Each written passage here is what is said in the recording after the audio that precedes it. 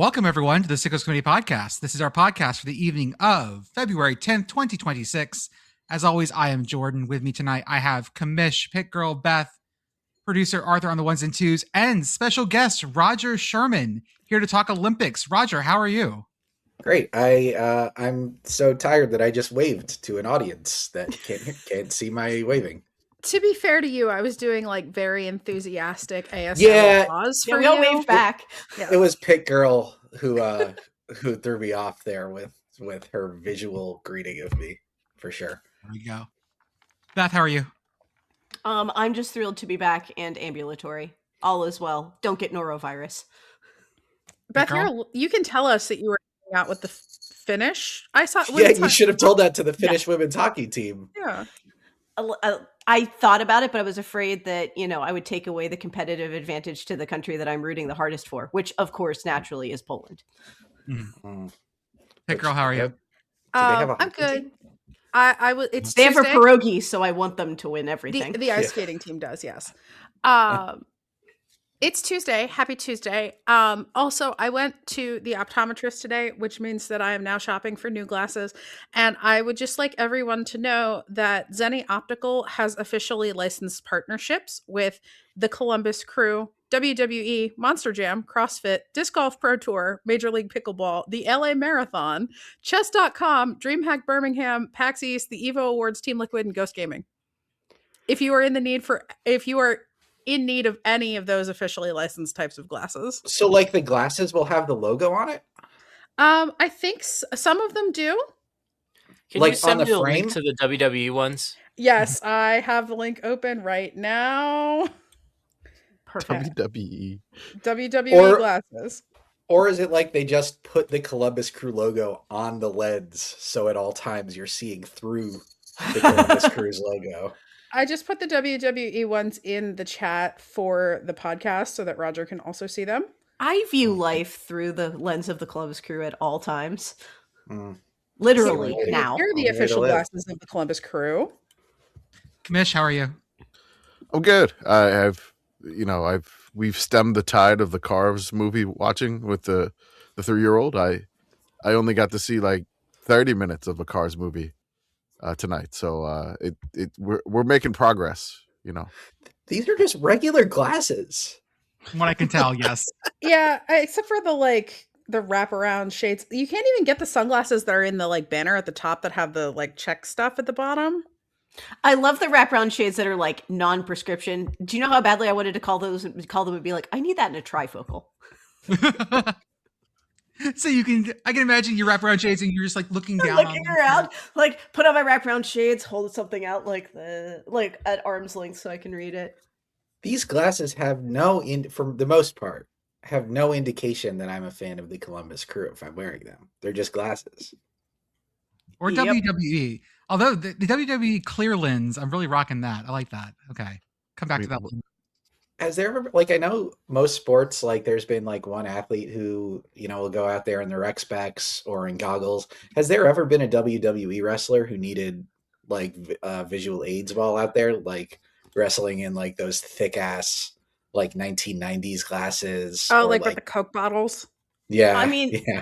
The main wrestler, and I know this is way pre WWE, but I could just keep thinking of Macho Man Randy Savage in those glasses. The shade. Yes, there have been shades wrestlers. But I feel like there has to have been some sort of glasses wrestler at some point, because it's a very easy visual to get a character across. If you want a wrestler who is a nerd, pop culture shorthand for that would just put you in glasses. Oh, I remember one. Okay. He was I.R.S. His nickname was Erwin R. Shyster. And he was an auditor. Oh my god! His profile was the I.R.S. auditor. I love that. That's beautiful. Wow, that's incredible. I don't know why I remember this. I gotta thank my dad for this one. And the wrestler they're trying to get over just rips their glasses off and snaps them in half and throws them into the crowd. He was with the $1 Million Man Ted DiBiase. That was an incredible call. That was awesome. I don't even know how I remember this, but totally. It was Erwin. If only he was around while they had that sponsorship with Zenny Optical. If only. And then they could have sold his glasses like at the official Syracuse. Erwin R. Shyster. Wow, okay. They called him a shyster? That's not That's not good. Not good. It was 94. I'm not surprised. Erwin R. Shyster. Oh my God. The real name of the wrestler, his name is like his real name is Mike Rotunda. But like his wrestling name That's a much better name. Yeah. So but like in 91 it was Erwin R. Shyster, abbreviated to I.R.S. He was a heel. Good God, the images are amazing. Yes. He was harassing wrestlers, fans, and tax cheats and scolding them to pay their fair share. He went to Syracuse too. That's great. Football? Did he play football? They just went to Syracuse. It didn't indicate. He did compete in football and amateur wrestling before becoming I.R.S. down the line. Go Orange. So you guys want to talk about these Winter Olympics or what? We do. Yeah, we do. Is Jordan alive or is he still frozen? He came back and then immediately died again. Incredible. We're off to a Roger, great tell start, us about guys. the Winter Olympics. What's going on there? So first they came up with the idea for the Olympics. Mm-hmm. And like when they was did all that? this When did that occur? Well, like one time like 2,000 years ago, and then again in 1896. Mm-hmm. Okay. Like they came up with it again. And you know, did they have the Winter Olympics 2,000 years ago? Given that they did the Olympics naked, then I hope not. They didn't have the winter in Greece. Like I don't think they have like that ski one jumpers back Austrian then. snowboarder. He could have probably done that Olympics. That's true. They didn't have winter back then. They hadn't invented winter yet. They hadn't invented it's either winter that or yet. they were built different in a very different way. So then they reinvented the Olympics in 1896, and they did all the like fun and normal stuff like running and swimming. Yeah. And then they were like, what about all of the like ways you can kill yourself on a mountain? Those should also be in the Olympics. So Obviously. Then they invented the Winter Olympics in 1924. And they've been doing it ever since. And it's scary. And I've never done any of these sports. But I can talk about them, I think. Has anyone on the show done any of these sports? Because I haven't either. I mean, what do you count doing any of these sports? Because like have you ever been skied? on ice skates before? Yeah. Oh, I have been on ice skates. That's true. Yeah, I've been on ice skates. I've skied. I've never downhill skied. I have cross country skied. I bunny hill skied. Yeah, I did some slalom. I've done mogul work. You slalomed? Mm-hmm. Yeah, I don't really have functioning knees now because I did that. Yeah, like multiple times. Like it was like you competed, or you? I competed at like a high school like ski club level. Like this is a nothing burger of a thing. We have a local mountain that's the highest skiable point in Pennsylvania, which because our winters are like half ice means that I learned to slalom ski on a literal ice sheet. The first time I went like north or out to Colorado and skied on powder, I'm like, oh, this is what this sport is actually supposed to be. Like edges are a thing you could catch. So like the thing is though, like, so you skied at a very low level. Like you are not near Michaela Schifrin. No. But hold on. If you were half like if you had a grandparent who was from a country with absolutely no snow, like St. Vincent of the Grenadines or Côte d'Ivoire or any country in between the tropics, you could probably compete in the Olympics just based off of like that. Like there's most of the countries on Earth do not have a single citizen who skis at an amateur or competitive level. So like there are a bunch of people in the Olympics who are like okay at skiing, representing various non-wintry countries, which I think is wonderful, good. But also, I've done a bunch of like research into people who like seek out those loopholes and like acquire unusual citizenships.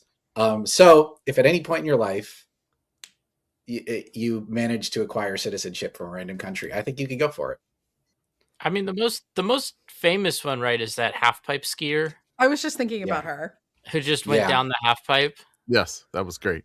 I mean, we did in this Olympics. We had somebody from Haiti, competing. And there'll be more. I think Haiti actually, had several athletes. Who I think were like legitimately Haitian, because I went through the list to look and find any potential phonies, and I did not sense phoniness coming from the Haitians, and they had beautiful outfits for the opening ceremony. And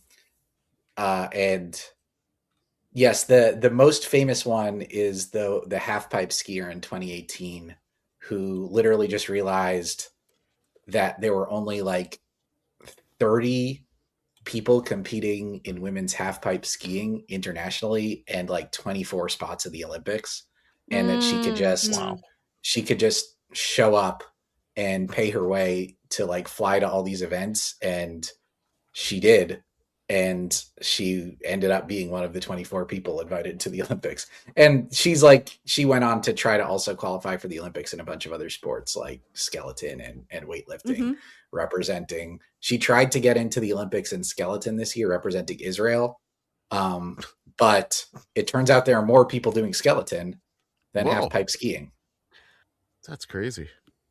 Roger, I assume that you are taking this as an opportunity to check out which sport you are going to become an Olympian in, right? Yeah, I've thought about this a little bit. I'm pretty sure my dad is from Cuba. I'm pretty sure I can't claim Cuban citizenship. Like, I don't feel like we have diplomatic relationships with them, where in a way that would work. But like, they definitely don't have any Winter Olympic athletes. So if at some point in time, like our diplomatic relationships with Cuba do change, like I'm there. I will figure out how to ski down a hill without dying. Okay. Yeah. So, I mean, several of the cross country events look non-fatal. Non-fatal, but bad. But you have to unfun. Oh yeah, you're gonna have a bad time. You do have to finish the course. Yeah, that's the hard part. Even beyond that, when you see the cross country skiing on television, you might not realize how big the hills they're going up and down are. Like, it's not completely flat. There are still hills. It's just not all downhill. It's downhill and also uphill. I'm just imagining Roger training on a Nordic track. Yeah. Nice. In his apartment. It's got Nordic in the name. It does. Nordic. Yeah, it's true. Clearly, obviously, a Nordic skiing event. Guaranteed.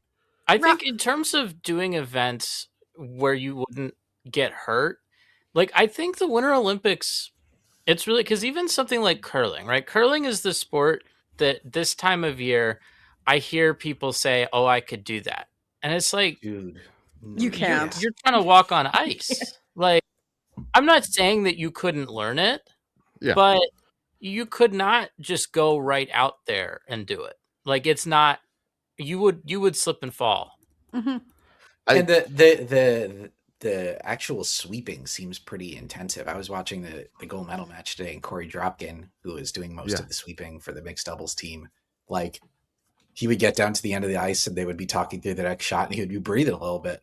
And, there are no more beer belly dudes in the curling anymore. Like, I think it's unfortunately been like, I'm searching for a word that we could use for when a sport becomes legit, like, and you can no longer just have unathletic guys in there. That's like, I guess it would be like the word equivalent of gentrification, but for like professionalized is not quite the right word. Yeah. But that's a process that unfortunately has come to curling, and it's devastating. Because the last U.S. guy, John Schuster, American hero. Can we call it Tiger Woodsification? Yeah, because now all the golf dudes basically that's what all the golf dudes now they got muscles. They're working out. It's like I got to compete with Tiger now. So the curling has gotten Tiger Woodsification going on here. Yeah, John Daly could not be a pro golfer in like 2026, and like us getting off of our couches and going down to the curling rink. Unfortunately, like I don't think we cut it anymore. I believe someday. I'm still happy to sit on my keg in the end playing curling with that also sounds good. What has been your favorite part? Huh? What has been your favorite part of the Olympics so far, Roger? Beth has done multiple Winter Olympic sports, and she keeps on not saying it. Beth has done many things. Specifically, I'm like, have you curled? She says only once. Like, are you going to get to the end of this and find out you've like tried out the luge? No, no. There is a guy who lives up the mountain from me who is on the U.S. luge team, he's on the skeleton team. But no, I have never done that. I do not seek the sweet embrace of death that much. Yeah, the guy, he's from Richland. It's wild. Beth, are you Forrest Gump? No. 6 degrees of Winter Olympics. Winter Olympic Gump. I'm a hill jack in a place with snow. Pretty much you either get into meth, become a cop, or go to the Olympics. Do you know any biathletes? You got the wait a second. Wouldn't West Virginia be biathlon heavy? Yeah, I mean, you would think, right? The part of PA Beth lives in would also be biathlete land.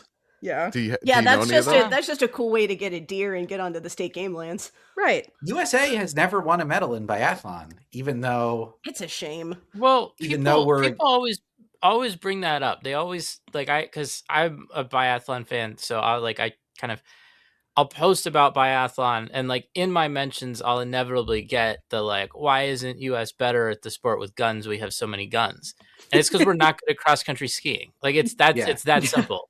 Like most of the sport is still cross country skiing. Yeah, it's so like if you're good at cross country skiing and then you learn how to shoot.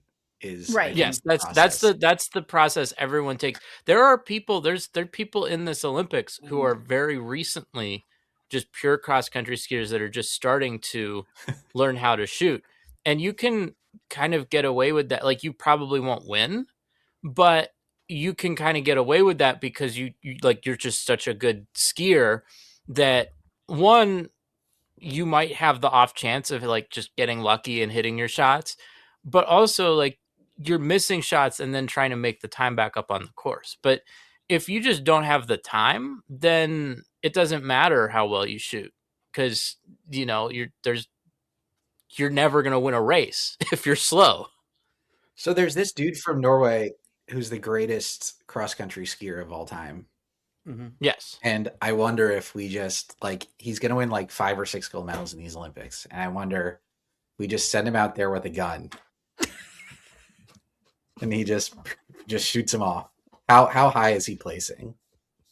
Only one way to find out. I mean, the really hard thing there would not necessarily be how well he would do. It would be getting a starting spot on the Norwegian team. Because like right now, Norway has 6 athletes in the top 15 on the men's side of the World Cup rankings, right?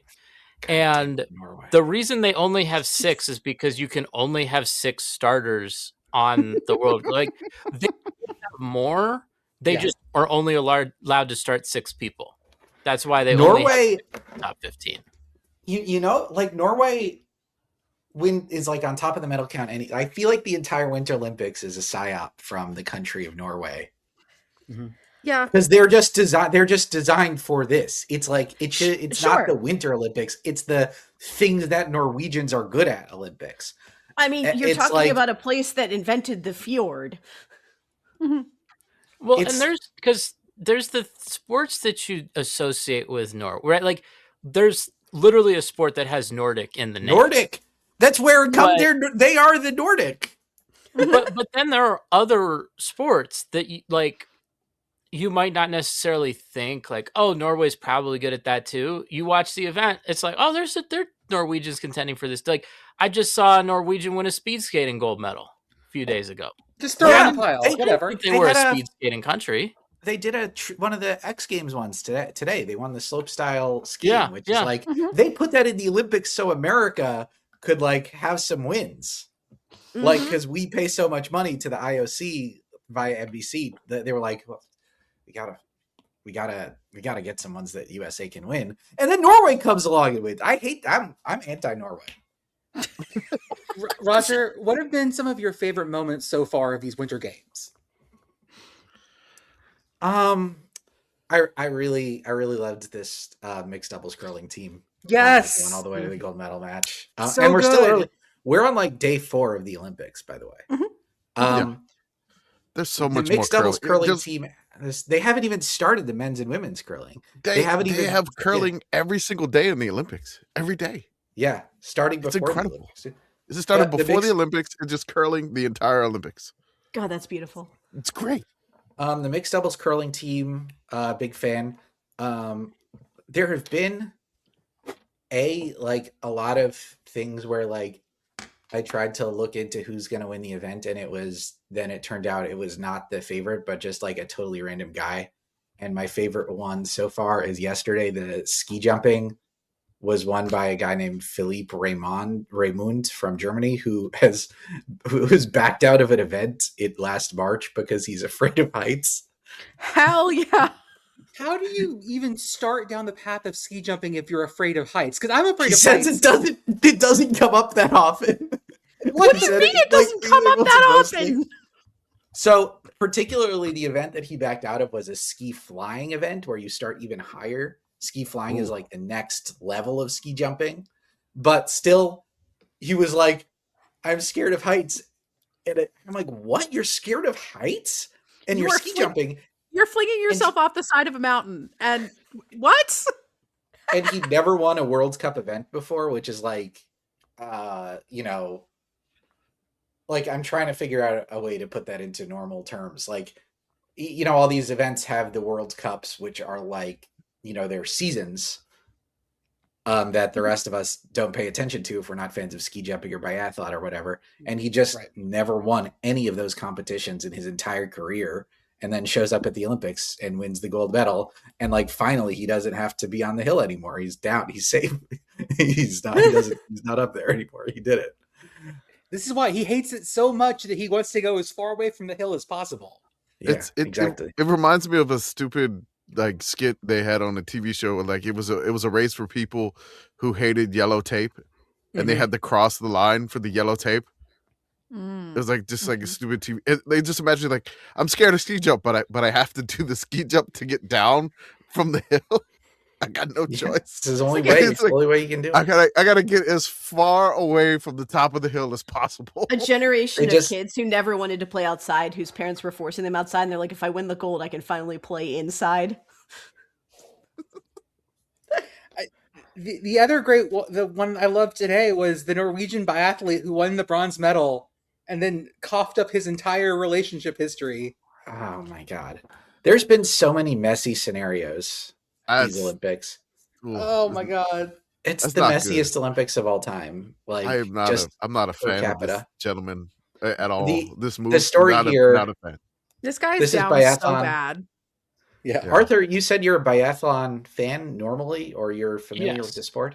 What can you tell us about Sturlaholm Lagreed? Or Lagreed, or I'm not an expert on my Norwegian pronunciation. Yeah, the thing that is really interesting here is that he's been having his worst season like since he joined the Norwegian, like the top team, right? Since he got called up.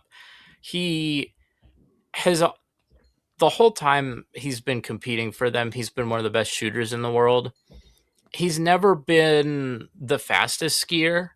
And he doesn't have a lot of wins because up until this year, he always had his teammate, Johannes Tingus Bø, who would win everything. And he retired at the end of last season. And a lot of people were really expecting him, okay, now, he's going to be the number one athlete on the team. He's going to be the favorite to win another Crystal Globe, which is what you get for winning the IBU World Cup over the season. And he's just really struggled this season. So one of the reasons he may have struggled. Yeah, the bronze medal he got, I guess, today? I'm trying to remember. Mm-hmm. That was the...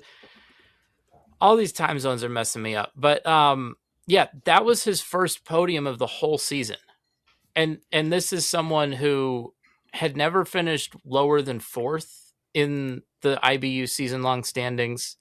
He won the Crystal Globe last year. He was expected to be the favorite again this year. And maybe he just had a weight lifted off his shoulders that, he finally was able to go out there and compete, because he had good pace. He shot 19 for 20. That's the reason he didn't win the event, was because he missed the shot. His ski pace was good, but yeah, I mean, I can't really tell you a lot about this specific incident. Like, it just kind of came out today. This was not something that was talked about in biathlon circles or so let's say all the Roger, jokes that people are making. Yes. Yeah, Roger, what happened here? Now we've set up the backstory of this guy. Yes. We've actually can I add one more thing to the backstory? Go for it. Yeah. In 2023, this gentleman was banned from the Biathlon World Cup because he accidentally fired his competition rifle in his hotel room. Why do you even bring it to your hotel room? Again, I don't know. I assume this is like orchestral musicians who have to save room for their marimba in their room. Yeah, I mean, he was suspended for one race for that. Like, it was embarrassing, but it wasn't like anything crazy. I mean, it was just a mistake. This is crazy. Yeah, this is crazy. He wins the bronze medal. Biathlon is like the 3rd biggest sport in Norway behind cross-country skiing and some other winter thing. So it's a big deal that he's won the bronze. They Nordic combined, maybe? I don't know. They interview him. He says, totally unprompted, he says, "This has been the worst week of my life because 6 months ago I met the love of my life, and 3 months ago I cheated on her, and last week I told her about it and she left. And I've decided that I'm going to tell the world about it." And he said, "I'm committing social suicide in hopes of showing how much she means to me." Oh my God. Men will literally win an Olympic bronze medal and embarrass themselves on international television instead of going to therapy. And first of all, this is just the most red flags that have ever been accumulated in the course of one post-game interview. In an event that has historically involved the Soviet Union. Yeah. Wow, that was good. He needed to take a couple extra penalty loops for that. And he comes out, he says this, it's obviously not a good sign. First of all, the relationship timeline is wild, saying this about someone you met 6 months ago, et cetera, et cetera. But what's bothering me, especially about is there's kind of this actual incredible story that happened today where the winner of the race, Johan Olav Boten, Norwegian pronunciation. Good, Arthur? It's good enough. I don't think anyone here is. He's not much of a competitor, and a few months ago, his training partner died in some sort of. They're not quite sure why, but it was totally unexpected. And he goes out there, he wins the race. He's dedicating it to his great friend and one of the people who's closest to in the world. And he's pointing at heaven and saying I did this for the person who wasn't able to watch it. And it meant everything to me to win this race for him today. And instead of talking about this, Mr. Cheater guy is coming out and everyone's talking about him not, embarrassing himself on TV in front of the whole world. And it's just, they got it so wrong. It's like, it feels so bad. And then this guy goes out in the podium, and he at the press conference afterwards, he turns to the guy who actually won the gold medal, and he's like, I'm really sorry for like taking this spotlight, but like winning a gold medal is forever, and this controversy with me will blow over in 1 or 2 days. But I'm like, no, you took this guy's moments. You took this like great story, and now it's all about you and your penis. He was out over his skis, but then he had to shoot a shot to get back into it. I mean, I think based on Botton's performances this season, he'll definitely have a shot to win more gold medals the rest of this Olympics, and he should make the relay team, which will have a very good shot at winning the gold medal. There's a good chance he'll be on the relay team with the both of these guys will be on the relay for Norway. They won gold and bronze, so like I mean, start. It's pretty good. Like I said, the Norwegian team has so much depth that it's wild to me that Commish was just listening to us talk for like 8 minutes about this, and he was saving up. What did you say? He was out over his skis, but he decided to shoot his shot. He decided to shoot his shot. He's a true biathlete. This is why he's the Commish. Yeah, he said the exact same. Did you have it written down?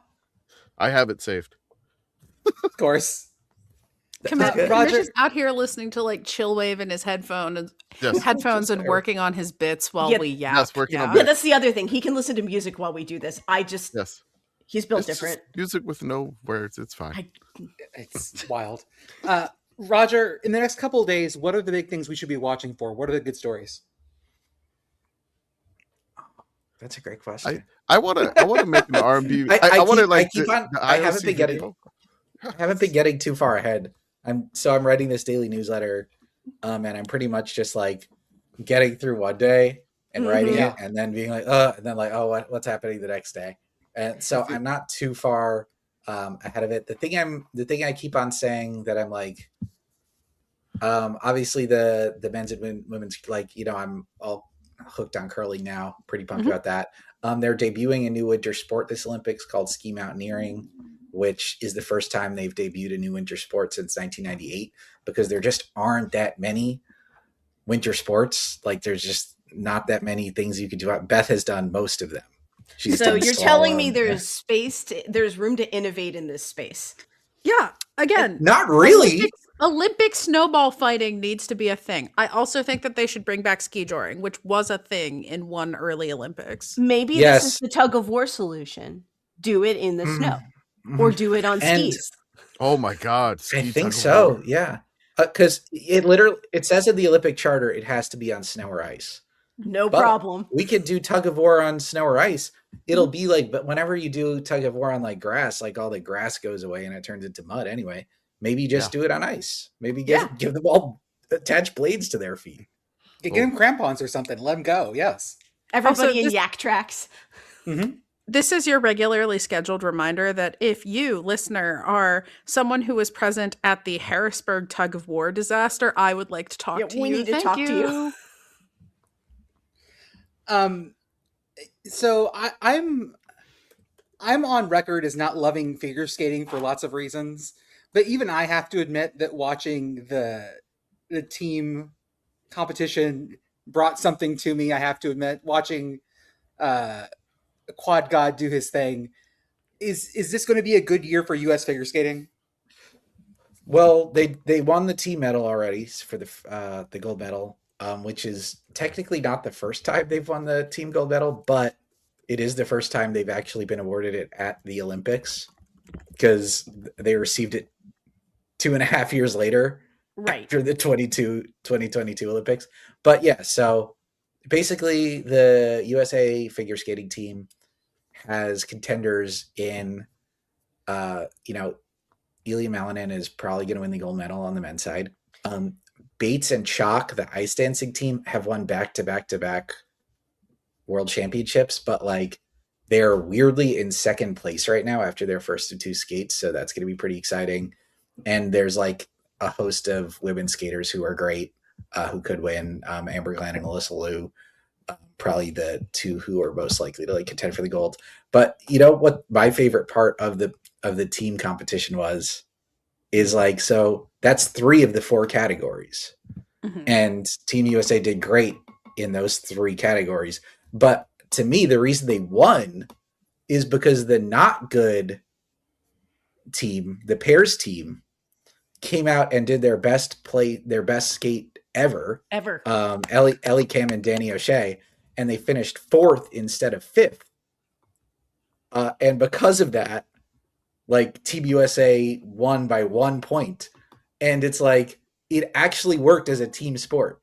It's mm-hmm. like, you know, your quarterback gave up like 7 catches for 147 yards, but he also had like 1 pass deflection on 4th down and like mm-hmm. saved the game. And yeah, like that's what being a team is all about. So that got me so hyped that those 2 who probably are not going to win an individual medal, unlike all of their teammates, like can say that they were responsible for Team USA winning the gold medal. And mm-hmm. I love their skate too. I'm in a household with a former figure skater right now. Wow. And again, like state level, nothing huge. But she was basically giving me the 411 on just how much higher the Quad Gods difficulty scores are than everybody else's. Mm-hmm. Because he can fall. It's very similar. He's Simone Biles on ice. Right. Yeah. And it's not just what he's doing, it's also when he's doing it. In figure skating, you get bonus points basically if you do the hard stuff at the end. And at the end of routines, when most people are hitting triples, he's hitting multiple quads in combo. So it's just like, it's multipliers that he's stacking.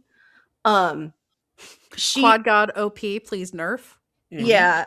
Yeah. I mean, it was basically described to me as like, this is the 4-minute mile for figure skating. We broke math a little bit. Because they give you more points at the end. Right.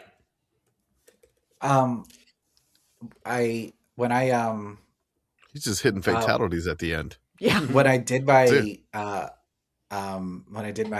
road trip a couple years ago, and I went to college football games all across the country, someone who went to my high school reached out to me when I went to a game at Colorado, to see Dion. I hadn't talked to him in 15, 20 years. How old was I? How old am I? Don't ask. I don't know. I hadn't talked to him in 15 years. And I was like, so, he saw that I was going to Colorado. He's like, hey, what are you up to? I'm going to be at that game. And I'm like, what are you up to? And he's like, I work in analytics for USA Figure Skating. I was like, what? They got analytics out there?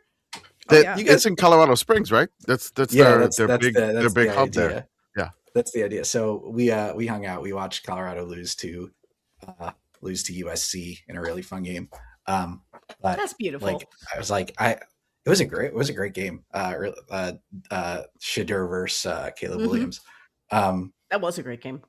It was the peak of oh my God, they're doing something. Colorado's doing something. Dion's doing it. Really, they were 4-1 or something, and game day was there, etc., etc. But anyway, they have analytics now, and also just with every sport, the level of athleticism is so crazy high now. It's impossible to watch Ilya skate and be like, oh, that was just a pretty little routine. The athleticism to do a quad axel is, on par with anything else in any other sport in the world. I mean, the one thing, because I'm not someone who knows anything about figure skating, right? I'm not someone who's watching it, seeing the degree of difficulty there or something. I've seen people online doing it. I'm looking at what's the coolest musical choices people are making, the coolest costume choices people are making. Mm-hmm. Important. So I gotta say, in my personal Olympic book, the guy who figure skated to Minions, which I got to see today, I kind of have him above that, just because that really spoke to me from a Minions perspective. Not the couple that is skating to the AI New Radicals version of New Radicals. Oh my God. We have New Radicals at home. I really liked the Italian female figure skater who skated to the Jaws music and was doing like this like shark fin. She was fun. Oh, it's like her hat was like a shark fin.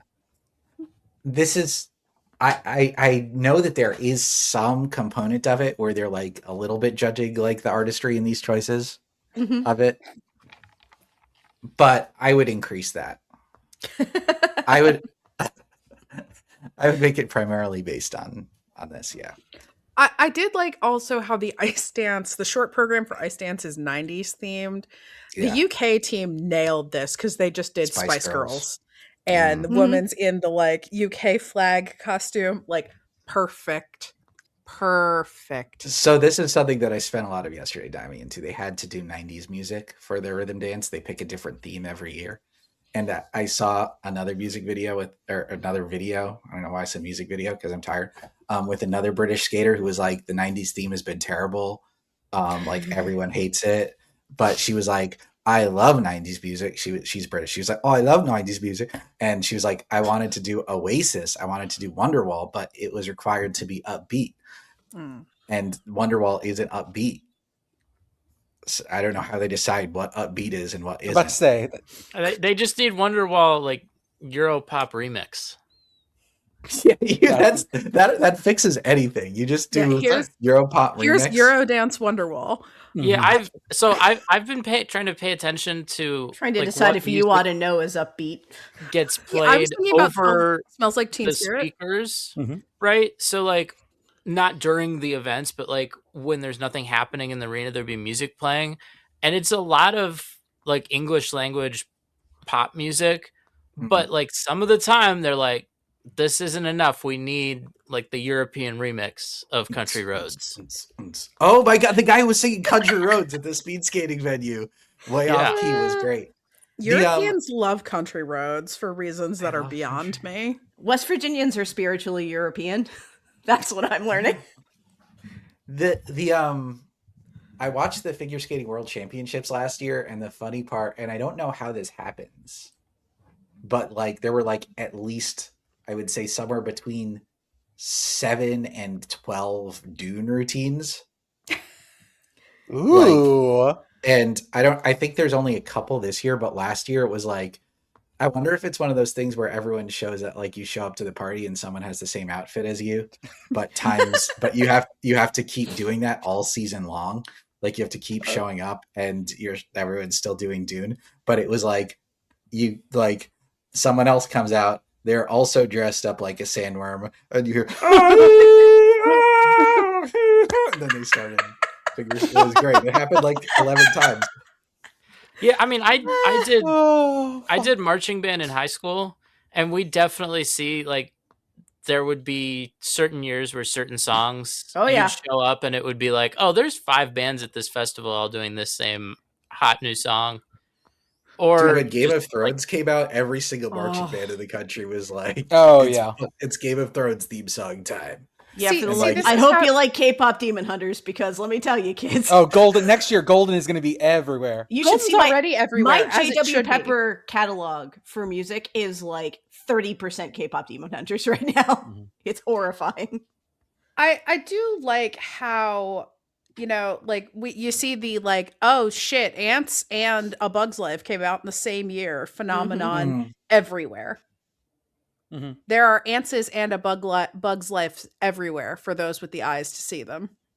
But it has to be especially annoying because like figure skating is like this huge like expression of individuality and like creativity, and like you are showing who you are to the world, and then you're coming off the ice and there's another goddamn sandworm right there. There's another. Becky's I don't think they dressed up. I don't think they dressed up as the sandworms. Actually, I think they probably dressed up more like the people. But like, God, what a lost opportunity. Well, also like imagine you are using the same, like you have your routine set, you have the music set, you're ready to go. Like it's one thing if you're just doing the same music as one of the other skaters, Like, imagine if you had to skate to the same song as like Ilya Malinin. So not only is it like a direct comparison, it's like an even more direct comparison. Which, to be clear, isn't possible because he recorded his own spoken word poetry for his song. Beautiful. So, unless it would be really weird if you decided to skate to Ilya Malinin's spoken word poetry, but it would probably get in his head. That's the way you beat him, is by showing up and being like, "Oh, by the way, I just recorded you talking, and I'm going to skate to that." Ilya Malinin, in terms of like recording his own slam poetry that he's then skating to, has such that guy in the frat house vibes. Obnoxiously Pit Boyfriend and I were watching him skate, and Obnoxiously Pit Boyfriend looked at me and was like, "Really?" When the spoken word poetry started, and I was like, "Look, he's 21. It's fine. Yeah, these things happen." I did not go through my emo phase on international television, for which we can all be grateful. I watched Ilya's routine with my wife, and she didn't know he was going to do a backflip. And like the noises that that happened when she did the backflip, like it's also because normally they're like, and here comes the triple axel, and then they do the triple axel, and here comes this. But with his routine, it was like, and here comes the triple axel, and here comes this thing, and then there was a pause, and then Johnny Weir's like, "It's time for the flip," and then he flipped. It was crazy. He didn't set it up at all. It was just out of nowhere. I deliberately also did not tell Obnoxiously Fit Boyfriend about this, and then proceeded to treat him to a speech about Surya Benali, because everybody needs to know about Surya Benali. Yes. About racism and sexism in figure skating, and them outlawing the flip when a black woman did it, but now it's cool, I guess. But yeah, he's cool. This is great. I also would like to take this moment to appreciate Ilya Malinin's fondness for Toothless the dragon from How to Train Your Dragon, because I think that's great, and I love the figure skating plushies generally. Poland's pierogi is of course my favorite, but I do also like the giant crocheted Toothless belonging to Ilya Malinin. Rodger, I know you have to get up early, so we'll let you go. If people like what you do, where can they find you? That's a great question. I'm writing a daily newsletter about the Olympics. It's so good. Yes. It's funny you said like you have to wake up early, because it's more like I don't know when I'm sleeping in general. Yeah. But yeah, I'm coming out with a newsletter every day that's like recapping this stuff that happened yesterday, and also setting you up a little bit for tomorrow. I have a lot of work to get tomorrow's newsletter out, so I don't know when I'm going to do that. But the website is sports.beehive.com. It's literally just sports.beehive.com. My whole life, I've gotten a lot of like good handles like Rodger, because my name is spelled weird. Like my name has a D in it, so it's just @Rodger, and I was able to get that on a bunch of platforms. And I guess no one was ever dumb enough to claim sports.beehive.com. I'm surprised we didn't get that. Yeah, that's the kind of... Yeah, honestly, yeah, I stole that from you guys. That should be that should have been you. That should have been you. If you want to start your own bowl game, I think the Sports Bowl is now an open name available. that no one's using. True. So that is true. Yes, free idea there. Before I go, we should talk more about how the potentially final Northwestern sent out killed the Detroit Bowl. Go Cats. I know. Put it in the ground. Beating Central Michigan so bad, they said no more. No more. Northwestern, eternal champions of the game above Sports Bowl. I think the only college football player in the Olympics is one of the push guys for the U.S. bobsled team. Went to as a former walk-on at Texas A&M, wide receiver. They have some CFL guys on the Canadian. Yes, there's some CFL. Yes, exactly. Yes, correct. The football to bobsled pipeline remains. Yeah, we had Ken Childs, Mr. Slidey Sportsman, on last week, and I know so much about Slidey Sports now; it's ridiculous. And it's been a great Olympics for the sports, but also just like there's been way more dicks than I expected. Bobby. We did do a video about that. So much. There have been so many dicks. Just All right. See you guys later. Including the Bye, biathlete. Roger. Thank Bye, you. Roger. Thank you. Bye. Thanks, am Roger. I all uploaded and everything? Am I good to go here? You can just hang up. You're You should be good. I just leave this in. I just want the last thing to be me saying there's been more dicks than I expected. I expected there to be some.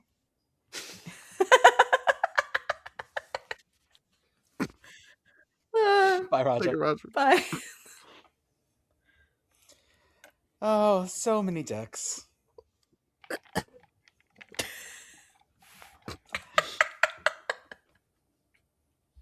Oh, how do I steer this from here, guys? Now seems like a good time for the ad read. Let's do that. Yeah, let's do that. As always, if you want to dress like us, and why wouldn't you? Home Field Apparel, the official and exclusive apparel brand for the Sickos Committee. Get your Indiana Championship merch. It looks great. They just posted some of the first stuff that went out. It looks so good. Tonight, what is the Sickos Committee wearing? Pitt Girl's wearing her Santa Cruz Banana Slug shirt. Commish is wearing his Northwestern. Fiat Slug, Northwestern. I'm wearing the Texas. No. As in the opening ceremonies, they dropped the horns down on you. Horns down. What did that mean? That meant bad luck? Bad luck. That's what we're giving Texas. Horns down. Horns down. But you should use our offer code yes, yes, 3 ha's for 15% off your first order. Check out their new basketball gear. It's really nice. There's a lot of stuff from a lot of basketball schools. If you're going to games, use our offer code at Vivid Seats, Sickos20 for $20 off your first purchase of $200 or more. On the Beehive, Commish is still wrangling national titles that are not claimed, including one from Golf Digest. Oh, that's claimed. Mm-hmm. Auburn has claimed. Auburn has claimed everything, but so I got to the section of the Wikipedia where it says other selectors for national champions, and I just started scrolling down, and there's some good stuff I'll dig into, and I'll write some more blogs about and make some more graphics. But the one that Auburn claimed, it listed Golf Digest as somebody naming them the title, and Auburn's like, I'm claiming this shit. To be clear, this was for the 2004 title, which Auburn is correct to claim. Yes. So, I mean, I'll give you that. Has Golf Digest named other national champions? Or was this a one-time thing for Auburn? I'm going to have to research that. Like, has Golf Digest named other national champions? There's a further branch of research here that we really need to talk about. And that is, how do you become a certifying body to award national championships? Because I have a feeling it's probably just somebody saying they should be allowed to award national championships. And I say we are allowed to award national championships. We already do. Right. So hang the banner. I'm going to say this. I'm not going to say that we should award national championships. I am going to say that I think we are more qualified to name national championships in college football than Golf Digest. I'd probably agree with you there. That feels like an appropriate statement. So there was another thing that I was looking at on these claims. It's weird. Weirdness in college and football. I've been emailing with the Washington and Jefferson athletic director, much to Beth's chagrin. They don't need more. They have the most by a lot. So the AD responded to me on this one, and they were just like, I love this. There's like, what? I was like, I think we could just claim it. I mean, I don't think anybody's going to stop us. But he was kind of just like, what do we get from claiming this? Like, do we use it in recruiting? Do we? I mean, I was like, you can make like a sign. Fucking Prince over here with his closet full of Grammys, wondering what he's going to do with the other one. New doorstop, maybe. Hang the banner. I don't know, man. And I'm curious if Colgate will claim it. I'm going to make some little short videos on it too with Bridget. I did some short audio clips. I'm going to do some more that are like controversial and see if that are unclaimed and see if they should claim it. And just I feel like this is kind of like last year, my writing series with just like forgotten NCAA records. This one, I'm going to play around with like unclaimed championships and just have people yelling that they should claim it or not claim it. The one that really got me was somebody's like, yeah, Florida should claim 1985. And I looked at Florida's schedule. They had a tie on the schedule, along with a loss. And I was like, okay. I was like, who was the tie to? The tie was to 2-8-1 Rutgers. You know what? Good point. Hang the banner. Hang the banner, Florida. 1985 Florida. Do it. Also, they had a lot of NCAA sanctions that I'm going to have to dig into. Like, they had... Oh my God! They had to they weren't allowed to go to the SEC championship. I mean, they had a TV ban. They had. Oh my God! I gotta read 1984 and 85 Florida. I gotta read up more on that. I may write some about this, but this it was a Sagarin title. Yeah. So this some of the titles are like weird selectors. The one that I mentioned for Utah, it was like something called Anderson and Hester. I love this story. And it was just like two roommates in Washington in 1992 were just like, hey, you want to rank college football teams mathematically? Let's do that. And I was like, okay, Utah, claim the 2008 championship, because these roommates from Washington said you were the champions. Claim it. And Pitt Girl? They were roommates. And they were roommates. Hey, Pitt Girl, do you want to rank college football teams and declare a champion? Yeah, let's do it. Okay. If you two do it, being two female selectors, I'm pretty sure you could get this passed. It's true. That would be so groundbreaking. We're about to take ladies as flickos in a very different direction. There is ladies as championship selectors. I will say, if you want to do this, go back to the days before they started naming champions, and you could get name champions then, and then start doing modern ones, and apply what when they didn't crown any champions, because they didn't start crowning champions until 34. Then we can sort of City of London our way into this. Yes, because we'll have been doing it since time immemorial, even though we haven't actually been doing it since time immemorial. You do it legit wise in the beginning, and then you get a little bit more crazier as you get Well, you you also need an angle. And I think that having 3 women and 1 deck of tarot cards be the way that we select this will really give us a different view on championships. And some dice. Ladies is Etsy witches.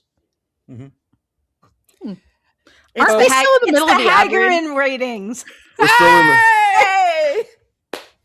the Hagarin ratings. Okay. But aren't we still in the middle of the ad read? Yes, we are. Okay. I'm so good at advertising, you guys. Well, I mean, as always, got sidetracked. Spend $5 a month to get access to our Discord through our Patreon. Our Patreon's going to have a new episode of our drought series, Destruction Reigns over underperforming, gloomy, heartbroken teams, that Commish and I couldn't remember when we recorded our first episode today about the Columbia loss streak. Yes, you'll learn about incredible quarterbacks, that a record-setting quarterback, and Columbia was still 1-9. A quarterback that held multiple records for Columbia and the Ivy League, and for still nearly 2 decades, and Columbia was still 1-9. Check out our merch store. You've overcome some adversity. At sickoscommunity.org, we have our merch, including our Life is Short Steel Pylon gear. Go to our YouTube channel, our Instagram, our TikTok, and our Twitch. Shout out to Message Board Geniuses Podcast. They go to places we refuse to go. And shout out to Feed Your Mascot Podcast, where our friends Jeff and Blue talk about the culture around college football. Arthur, I have a board game for you. It's called, because I looked up Crystal Globe to look at the trophy for biathlon. And in 2022, they released a board game called Biathlon Crystal Globe. Oh, damn. We got to figure out how to play this. Apparently, each type of biathlete has their own movement die. Build your race to surprise your opponents. You have energy cards that allow you to make the difference in the terrible climbs to leave your competitors behind. But the reserve is not exhaustible. Holy shit, this is a resource management game I'm in. This game it sounds like it. Tell me this game is German without telling me that this game is German. I've told you guys how big biathlon is in Germany. Yes. I'm trying to see if I can find any of the actual stuff from the game. Do they have a bunch of different dice? Yeah, they've got a bunch of fun, different shaped die too. So This looks like a kind of game that I would absolutely love. Roger, come back on the podcast and play a board game with us. Mm-hmm. It looks like a version of there's a Formula 1 board game called Formula Day that uses different dice for different gears. And this looks a lot like that, actually. Anyways. Oh, did I tell you guys I got that? Remember that German Post game that I said I lost in the divorce? Yes. Well, I bought it again. You told us that when you told us about it. Okay, good. Well, I finally got it. It's here. I'm looking at it. So we can all play Thurn und Taxis and learn about the German postal system together. I was gonna buy it for you and surprise you, but they said that you already bought it. I'm like, oh, okay, cool. Yep, I snagged it. No. My kid was like, "Why did you want this game? You don't have a lot of friends over." Thank you, kid. Oh, damn. Ciao. Damn. Sorry. Between all of us, is there any other Olympic stuff we want to talk about before we move on to college football? Shout out to the unexpected luge, women's luge that got the medal for the United States. What a phenomenal run. Understand, I've been both sick and very busy. Unexpected luge. I need a disambiguation of this phrase because I slipped and slid down a hill is an unexpected luge. What happened here? Yeah, disambiguation here being primarily that the United States until today had won one medal ever in luge, and now we have two. That's very exciting. He's doubled it. So it wasn't even the one, the wife of the Fischnaller. You remember Fischnaller that we talked about, the Italian. His wife is American. And last name is Fischnaller. She was in 5th, but she had a bad run at the very last run and finished 12th. But the other American, Farquharson. Try that again. My favorite Shrek character. That's right, Farquharson. That's the name. I'm going to say it's close enough. Yeah, that's fine. Lord Farquharson. Lady Farquharson. Yeah, she won the yes, sorry. I'll just call her Ashley. She won the bronze in the women's luge. An amazing run. Phenomenal run. If you actually Google her, it shows a little icon floating in the screen for her bronze medal win, which is crazy. Oh, awesome. That was cool. That was nice. Now, Pitt Girl, I know you said you were sad that, they don't make curlers that look like us anymore. Yes. I do want to say that when I saw Isabella Rana out of Sweden lock in, I did see a lot of you in her. I'm flattered. I dubbed Swedish Pitt Girl. Yeah. Is it the braid? Is it the glasses? I think it's the braid, the glasses, Yeah, I am an 8th Swedish, so I got. Yeah, you never know. Yeah. She wrecked shit today. She did. She was on fucking fire today. And that's why the U.S. lost. Well, went for silver, which is great. The first medal for U.S. in mixed curling ever, which is great. Great performance. Italy comes in 3rd. GB falls to 4th. GB ends up moving up our aluminum medal table. U.S. is still in the lead with 4 aluminum medals. Okay, we're doing good. It is worth noting that mixed doubles curling, this is only the 3rd Olympics for mixed doubles curling. Yeah. But yes, first medal for the U.S. in mixed doubles curling. First medal for the U.S.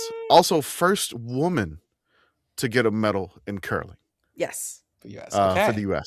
So the Korey and Korey combination, which was great. Phenomenal stuff there in the curling. I think somebody retweeted, somebody's like, I just stood up after a shot in curling. Like you would stand up after a football game. Like there's a play and a big third down here. The timeline was locked in today, man. It was a great match. It was great. On the first day of Gold Zone, one of the Gold Zone anchors, Matt Eisman, tore his pants because he got too excited about curling. One of us. Welcome to the committee. Oh, I mean, we've been on Gold Zone, y'all. Yeah, our tweets have been on Gold Zone before, so yes, it's not like we're not part of the fabric. We are, apparently. It throws everything off when we break contain. You'll know that we've really made it when they're starting to talk about us on Eurovision. Oh God, that would be just be still my beating heart. Good God. The other one I wanted to mention was, and maybe you guys talked about it a little bit already, but the nope, lost that thought. Never mind. Lost that thought. Yeah, it was a great. Not important. Couldn't remember what it was. Never mind. Tomorrow. What about the stupid? I think you commented on this a couple of times. Is that they put the heart rate monitor on the coaches? Oh, and like parents? Spouses and girlfriends. What is that? It's weird. I don't like it. I mean, on the plus side, you'll get to find out if anybody has tachycardia. Could be useful for diagnostics. I guess. I mean, for the Norwegian biathlete, he lost that chance. It's true. He lost his lady, and he couldn't see the heart. Yeah, can't put the heart rate monitor on her because he cheated on her and she broke up with him. I really want to make the IOC is going to nuke it, but I want to make a really bad I.R.B remix for that speech. Love me, bring me back. Oh my God, baby, I'm sorry for all the things. He also maybe said in that speech, because there was some discussion of this on Blue Sky. He maybe said in that speech that he's a member of Mensa, but also a real dumbass, something to that effect, because the translation didn't translate it correctly. Okay, no, that's a real thing. He kind of has a reputation as the type where someone's he's that they're guy. really smart, but also not. Mm-hmm. You know the vibe I'm talking. Yeah, but also if you have a girlfriend who you claim is the love of your life, you cheat on her, and then in your big speech on international television where you're trying to get her back, you mention that you're a Mensa member. Come the fuck on, man. That's all I have to say. Not getting any medals in room reading. No. Maybe it works. Maybe this is the big romantic gesture. It's Valentine's week. What's more romantic than getting a bronze and being like, baby, come back? Going to an Idaho basketball game? Jordan, this is entirely attributable to the fact that we don't have Radio Shack anymore. Because back in the day, you just got a boombox and stood outside of her window and solved the problem that way. Now the boombox industry has collapsed because there's no Radio Shack, which means now you need to solve the problem in different ways, and people are getting creative where they should not. Couldn't you just do a Bluetooth speaker? Also, and boomboxes. It's not as good, man. Hold the little tube. Are you taking me seriously if I'm standing out with my little JBL I have great news for you. Box? I have great news for you, and that is for the low price of, with a coupon on Amazon, $39.99, you can get a Bluetooth boombox that also has a tape deck in it. The problem, but it's not going to work because for Bluetooth you got to go 15 feet, not through walls. It's also this guy has to crack the walls of her heart. I want one of the they don't make big boom boxes. No, anymore. this one is it's aesthetically correct. I'm dropping a link in the chat right now. Oh, okay. Sorry for the link gore, but click the link. No, and tell me that this is not aesthetically broadly. I guess it's kind of small. It's hard to tell what size this is. It's too small. It's way too small. Yeah, this is 13 by 7 inches. Far too small. I mean, you can definitely find speakers that are big. How's that? I'm barely going to fit. How am I going to fit a cassette in there? Large boom box. I mean, I'm just imagining wheel putting speakers on a fucking hand cart. Historically accurate boom box. Period accurate. Oh my god. I can get a Lasonic TRC tape deck boombox for $6,000 pre-owned on Etsy. Jesus. See, don't you miss Radio Shack now? I fucking do. I do now. Okay. That's how you show your love, guys. Kids, you don't know what it was like to make a mixtape for someone back in the day. That's how you showed someone you loved them. I made many a mix CD. This is what 98 Degrees is for. I don't think I ever made somebody a mixtape. Did you not? I definitely haven't. Commish, we're going to need you to do Christmas exchange at the station. I guess we use CDs for that. Yeah, we did CDs. I did those. Yeah, so I've never done it in a romantic context. No, so, I don't think I've ever made like a romantic CD. There was just I named burned CDs and then like I just made a bunch of copies of those. Subscribe to our BHIV so that you can see Commish's experience of putting together his first mixtape for Valentine's Day. No, don't you know, I mean, like I did do the thing where I'm staying up for the Hot 9 at 9, you know, like recording songs off the radio and stuff like that. Yes, I mean, you are a man of culture. We know this. I mean, I did it all for love, and it was all about Color Me Bad and whatnot. So I don't think I've ever been in a relationship where I've been like, yeah, I think I'm like comfortable and secure enough, kind of letting my guard down and revealing what music I listen to this other person. Oh my God. No one wants my Eurovision mix. Somebody made me one, and it was like a techno version of the Last Night. The Night Before Christmas theme song.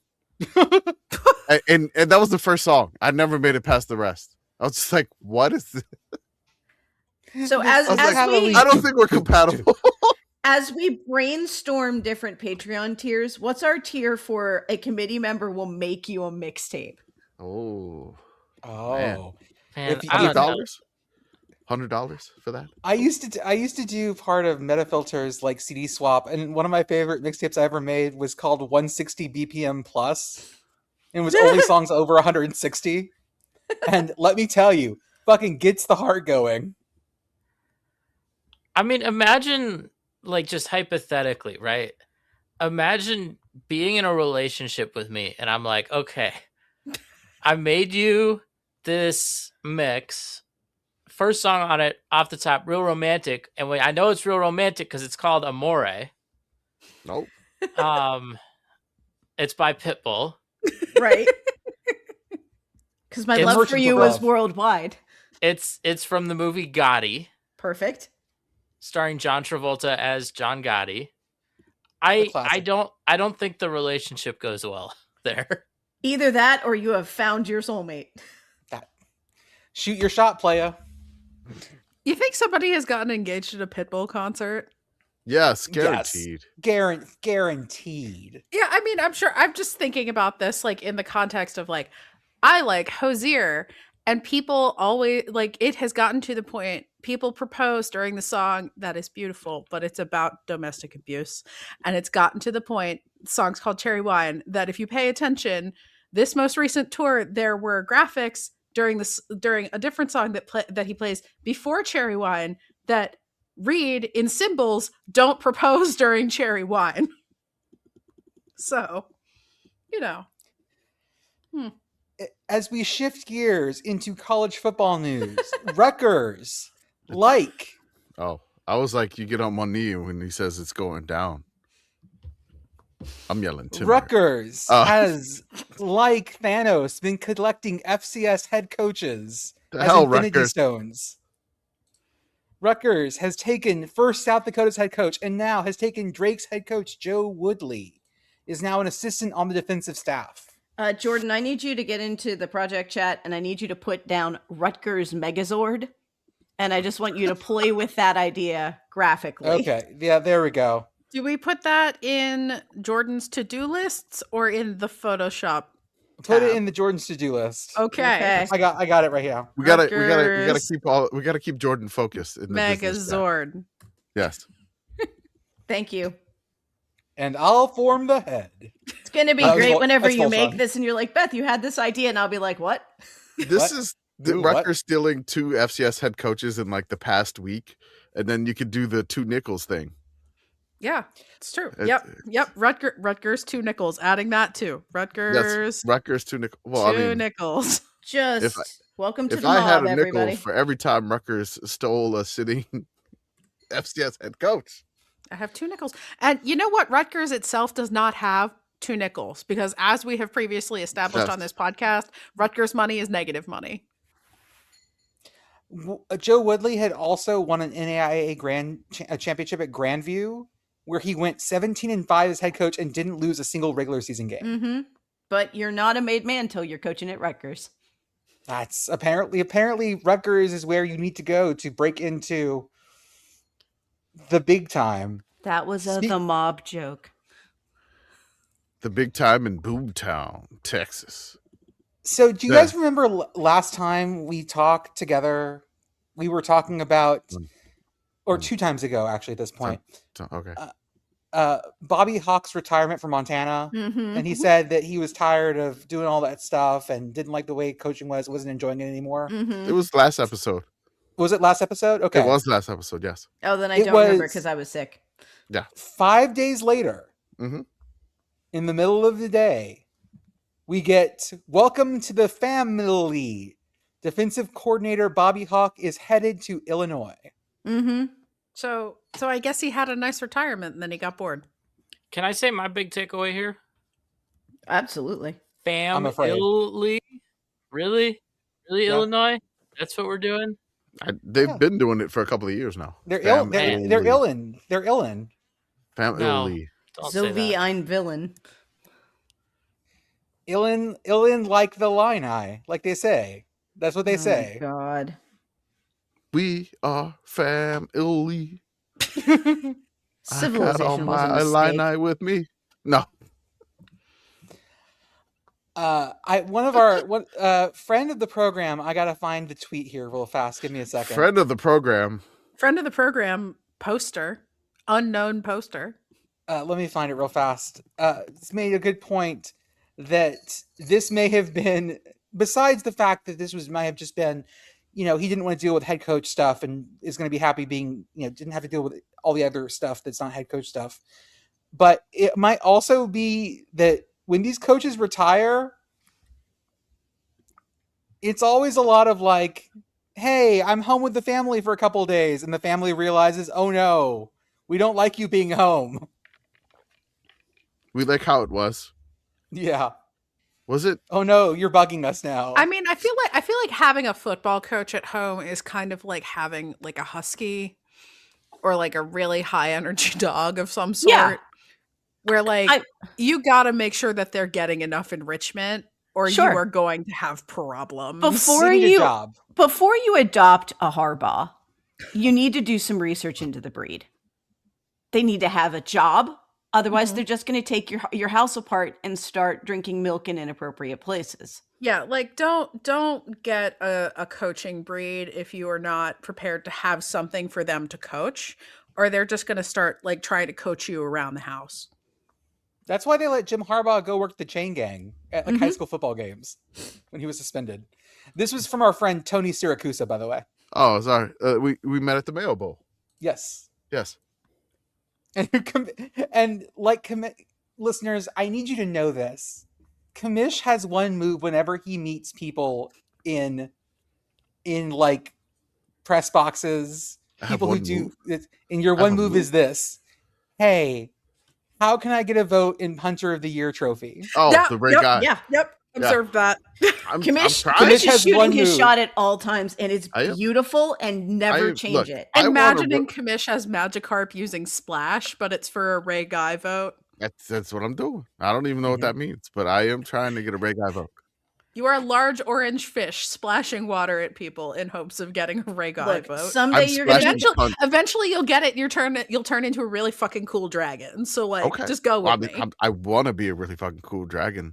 Voting for punts. We want you to be a very fucking cool dragon. Is it Hitmonchan or Hitmonlee, the one that kicks? Hitmonlee, I think. Yeah. Chan is the boxy bite. Okay, next time I'm going through and playing that game, I'm naming my Hitmonlee Ray Guy. Please do. Ray Guy. Oh yeah, you got to name them so you fall in love with your Pokemon. Oh, do I need to make a Pokemon a mixtape? If it'll get you a Ray Guy vote, maybe. Maybe, I don't know. It's just the Jigglypuff song on loop. Mm-hmm. Okay. Jigglypuff, Stop it. Jigglypuff. We're all gonna fall asleep. Shut up. Stop it. It's late. That's the song? Yes. Okay. Jigglypuff puts people to sleep. Mm-hmm. I'm so excited to get you into the world of Pokemon. I'm so excited. On the Hot 9 You're at not 9. the right person to get him into Pokemon. The right person to get him into Pokemon is my dad. Yep. Yeah. Wait, so hold up. So there, we need a Patreon tier. This Jigglypuff sings a song, and it sounds like that, and it puts like other Pokemon to sleep. Yeah, and their trainers, literally anyone. Yeah, Jigglypuff uses sing, and then everybody goes to sleep. That's how that works. This is an AOE. Is this ever is it ever useful? Yes. Like, yes. Would people ever be like, "Hey, Jigglypuff, I'm having trouble going to sleep"? I think I may have done that in Smash Brothers. The problem is that there are unintended consequences when this happens, because the thing Jigglypuff wants most of all is for people to like understand and appreciate its song, and people keep falling asleep, which enrages it, and then it draws on your face while you are asleep. Oh, but when I draw on someone's face when they're drunk and passed out, that's an issue. Depends on what you draw. Yeah, Jigglypuff didn't go. It's to a penis. Bridget. It's a penis. So wait, how did I just put together now that Jigglypuff is a member of the Dartmouth band? See, I feel like you gotta be more creative than that. Like, imagine if someone fell asleep or they were drunk, they wake up and suddenly they've got Joker makeup on. I mean, I will say now, because I was just flipping through my time hop. I think today is the 9th or 10th anniversary of the time that obnoxiously Pitt boyfriend was leaning on me on the couch, very drunk, fell asleep, and I ended up using his head as a table. So it's perfect. Obnoxiously Pitt boyfriend, my plate of pizza. Get yourself a structural boyfriend. He is very structural. Your partner needs to be load bearing. Emotionally, physically, mentally. Mm-hmm. Our friend No Escalators, Yukon fan, found a new Connecticut license plate that has the face of all the old Huskies. What? And of course, Sad Jonathan is there. That's a beautiful picture, Pitt Girl. That's so good. It's got Sad Jonathan. It does. It does have Sad Husky. Oh my God, that's beautiful. Along with Farrah Fawcett Husky. Along and with Patriot and Husky. The one with the Revolutionary War hat. Mm-hmm. Oh man. People, I would fuck with this. So I see Connecticut plates here in PA a lot. Just about daily. I see them a ton. Oh yeah, I don't know why. Yeah, I don't know. I-99 is a strange thing. Yeah. But if I see someone rocking this plate, I don't care where I'm going. I'm now going wherever you're going because we need to talk. I'm trying to see if I can find a list of all the specialty plates. They don't seem to have. I have them. They don't have an easy list. You have to click any. I put all the ones that you could have for Yukon. So that's you could have. It just says college plates, city and town plates, organization plates. You could get a Hartford Whalers plate. Wow! Oh hell yeah! Oh fuck yeah! Oh my God! The one that has the Yukon with all of the different. It looks like 5 different Sim City ass things on it that were all made at a totally different time. That is some real graphic design. Is my passion and energy. It's really bad. But I want that to have the air traffic control tower from Rentschler Field on it also, and maybe the Cabela's that you can see from Rentschler Field. That you can park next to at Rentschler Field. Indeed, yes. And have. Ooh, someone suggested that we train U.S. lugers by making them go down the slide in Boston. Yes, this is a good idea. Also, Beth, thank you for reminding me that Pitt currently has a home and home scheduled with UConn that I really, really hope doesn't get canceled because of the 9-game ACC schedule. Is that, in football, you mean? Yes. I was thinking we're in basketball season. So oh yeah, no, God, no. I do. Have you considered the current state of Pitt basketball? There is no universe in which I am driving to Connecticut to watch them get turned into paste by UConn. But I will drive to Connecticut to go to Rentschler Field again to watch Pitt get turned into paste by UConn. UConn's pretty good against ACC teams.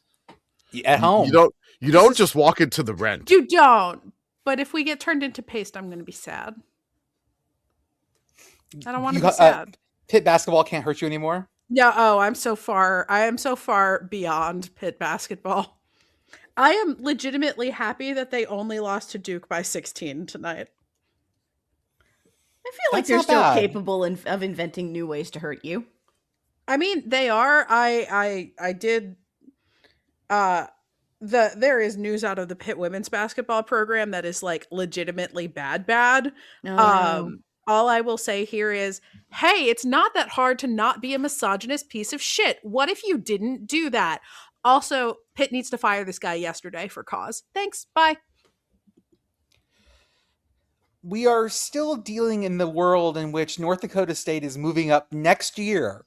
God damn it. In fewer than 12 months is going to be in the Mountain West playing football. And we have found out that their entry fee into the Mountain West is $12.5 million spread out over the next 6 years and front loaded into year one. You know, we've been telling you for ages that no one is forcing you to schedule a Dakota. Especially no one is forcing you to schedule a Dakota forever. Welcome to the conference. Now you're in here with us. You're in the cage. Dakota forever. I'm back to this thing of like, are North Dakota State fans going to be okay going to Boise for a bowl game as the end of their season? North Dakota State fans, sound off in the comments. I think there's a part of them that, I mean, you win what? A lot. 10 titles in like 15 years. So it's like, okay, I got to move up. Like, I got to increase the level of difficulty in my NCAA game. I got to move Alexander wept for there are no more worlds which to conquer. Yeah, I got to increase. And then maybe the fans were just kind of bored too. I mean, maybe the fans are just like, I'm tired of, like, I mean, App State's not there anymore. JMU's not there anymore. Like the big heavy hitters you would want, they're no longer there in FCS. Like Georgia Southern's not there. My headcanon is they just missed Delaware. I mean, the Bison missed the Fighting Blue Hens. They were just like Delaware. Delaware's scoring wins in Mobile in a bowl. Like we could do that. I like to think that they were. We just could have met of Master Chief. Is that what Illinois State? I think that's what they're scared of. It's true. I mean, they're like they've figured out the secret recipe of throwing 5 interceptions. Mm-hmm. We got to get out of here. We got to play. Like, got to do it. They scared. I also like. They scared of Brock's back. I've heard people say like, is it going to be more satisfying for North Dakota State to go to like the Potato Bowl than it would be to win an FCS national championship? And it's like, well, they've done the FCS national championship thing. Yeah, they've won so many. It doesn't even like, like, hey, you feel like you're the kid that won the spelling bee, and then there's the confetti, and like there's no expression on his face. Mm-hmm. Do you think that's what it turned into? Yeah, no, I don't think it's that spelling much. bee. I don't think it's that much. I think that this is just a logical next step. Like I said last time, that they had won D2 titles, and they moved up, and they won FCS titles, and they moved up. And I think that this is just, let's keep going. I think that what throws this is you lose the regionality, which is something that we always talk about on this podcast and talk about on the account, that we are big fans of the regionality of college sports, and anything that goes against regionality tends to make us unhappy. And this breaks regionality. which makes us unhappy. But I think if you asked North Dakota State fans, they are happy with this move. I mean, they wouldn't have found the money if they weren't. Sure. I'm talking about rank and file fans. I'm not talking about the big boosters. I mean the rank and file fans. I'm excited for a couple of different things. North Dakota State moving up, like we will get the Fargo Dome in the NCAA game now.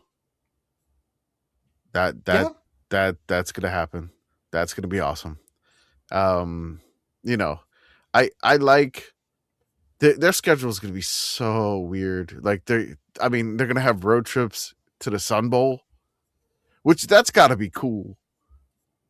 Like, I mean, you know, like you winning all these championships.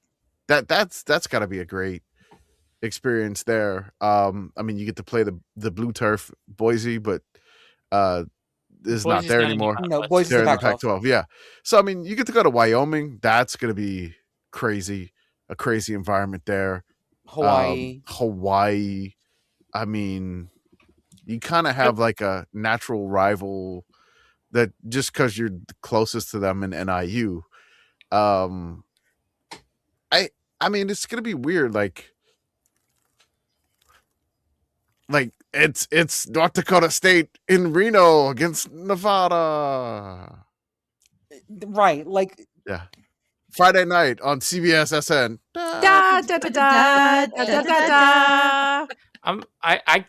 I'm a little stuck on you saying that it's going to be cool for North Dakota State to go to El Paso, play in the Sun Bowl against UTEP.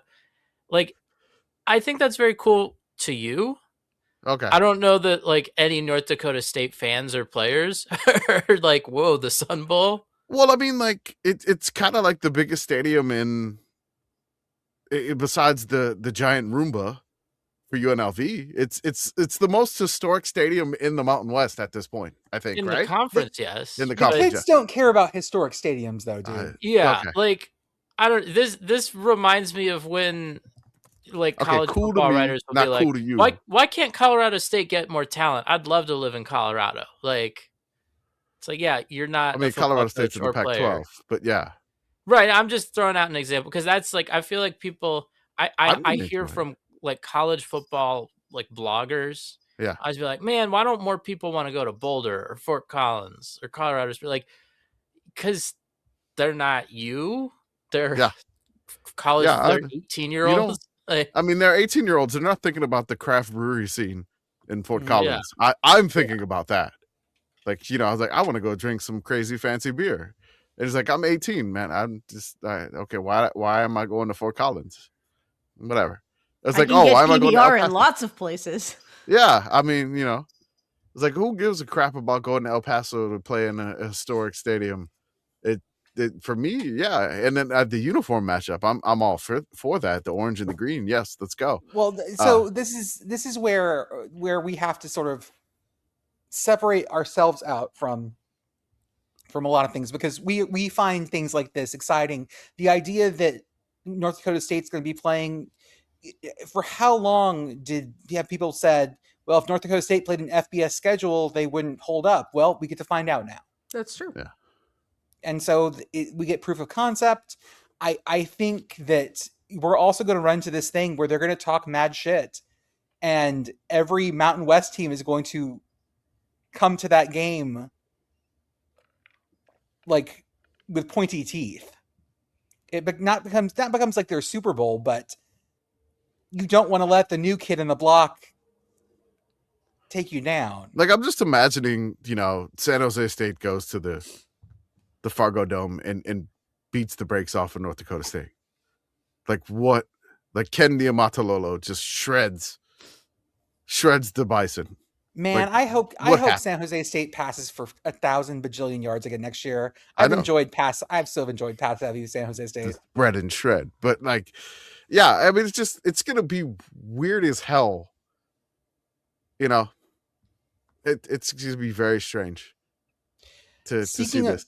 Yeah. Speaking of strange, Arthur, I know that you've been mourning today. Oh. Once the news broke. We have lost the Detroit Bowl game after 29 years.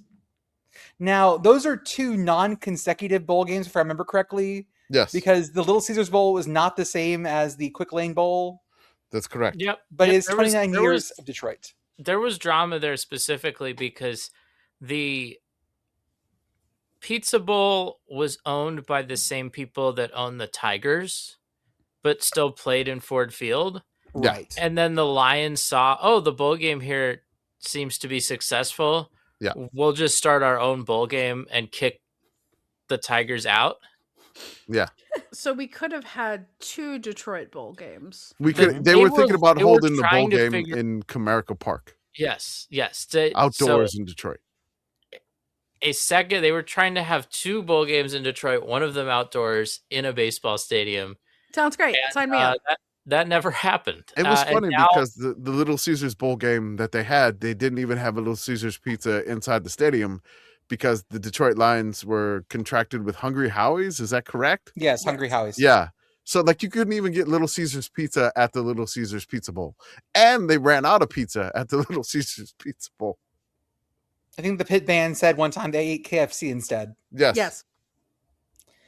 I mean, I'm definitely not going to miss this game. And I say that as a fan of a team that went to Detroit, I think 3 times in the past, 12 years or so. Yes. Yep. So, I mean, the Birmingham of Michigan. Because there's the 6 overtime game, and then there's the game where Mike Glass punched a ref, and then there's the game where James Conner played defensive end.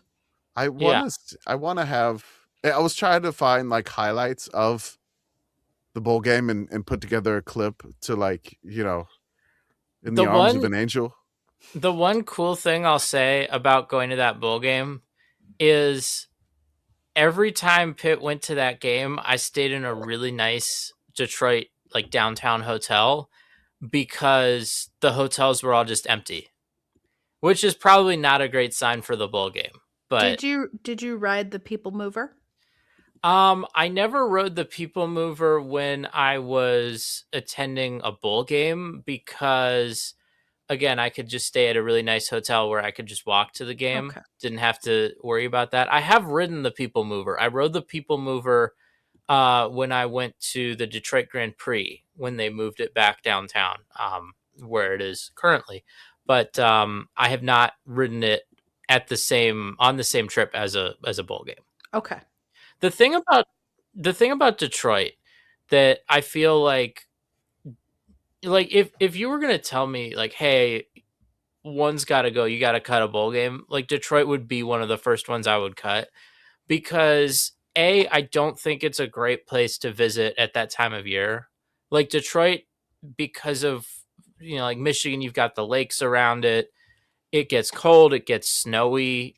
So it's not it's not somewhere that I'm looking to travel in winter. I go there every summer.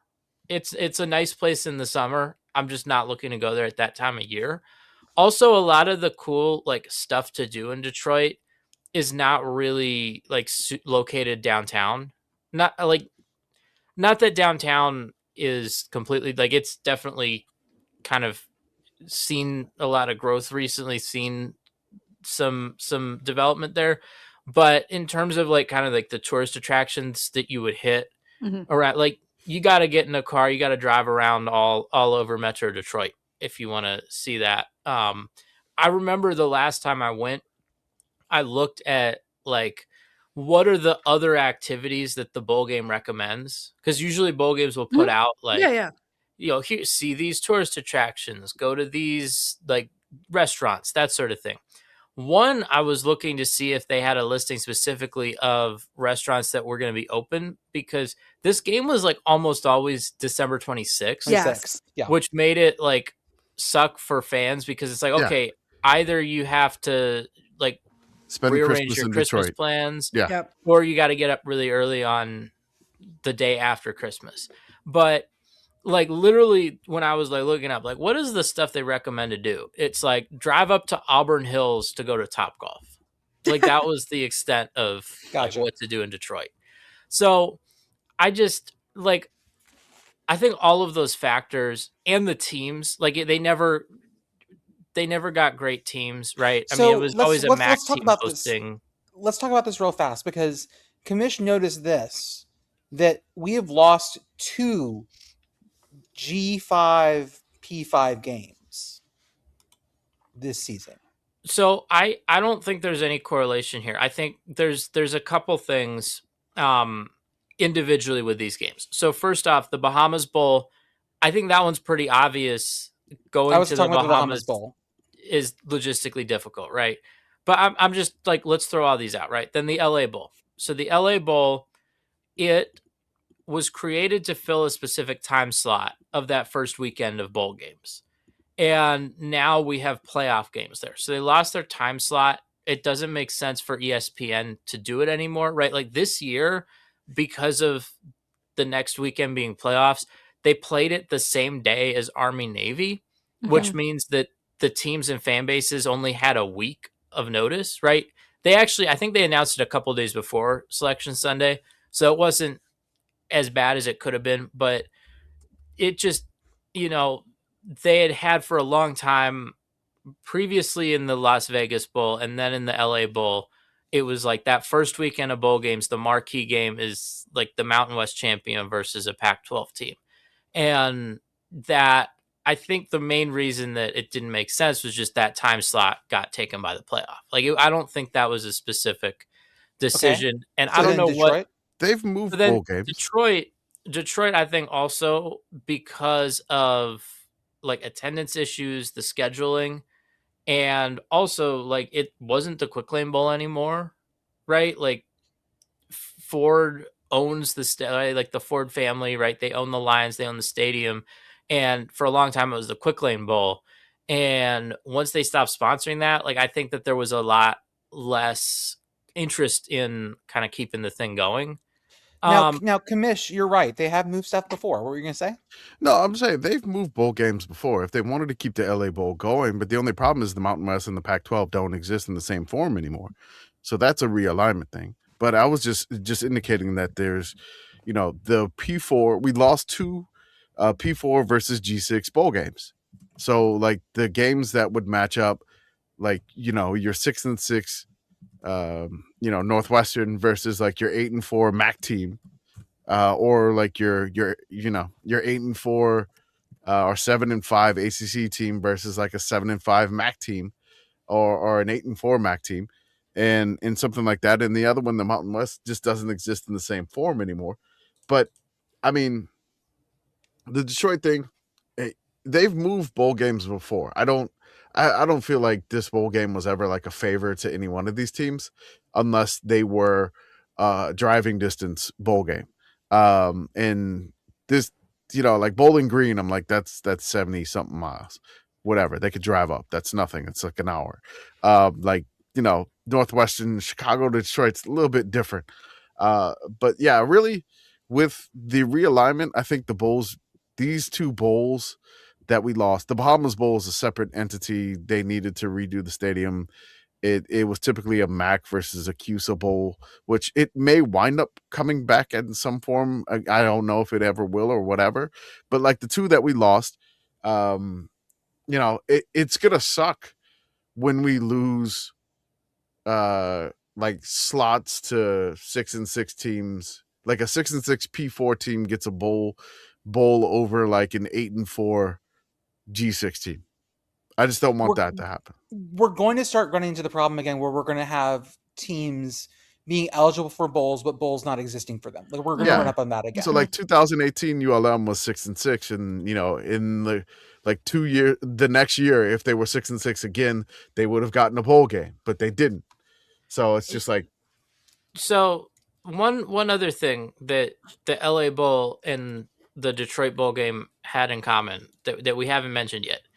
What kind of stadiums were these games in? NFL stadiums. Mm-hmm. Yeah. And an NFL stadium, I think at this point, is way too big for a bowl game, especially like this. I mean, like we were at the Mayo Bowl, right? Which was like well attended. Mm-hmm. I thought like they filled most of the lower bowl, but then they didn't even sell the upper bowl. So you look at like something like the Mayo Bowl is doing that. And then you think like when I was in the Detroit, or when I was at the Detroit game most recently for Pitt Toledo last season, they didn't bother selling anything except for like the field level seats. And even then, like there were not that many people there, especially on the Pitt sideline, right? Like Toledo filled out their sideline a little bit better, but when you think about the size of the stadium and you think just in terms of percent, like how many seats in the stadium are filled, that's a very low number. I mean, like and that's the biggest thing that I think that we've seen recently is the biggest thing that's really impacting bowl games right now. Because like from a TV perspective, right? You know, we talk about college football, especially at the FBS level now, as like, oh, it's sort of a made for TV product.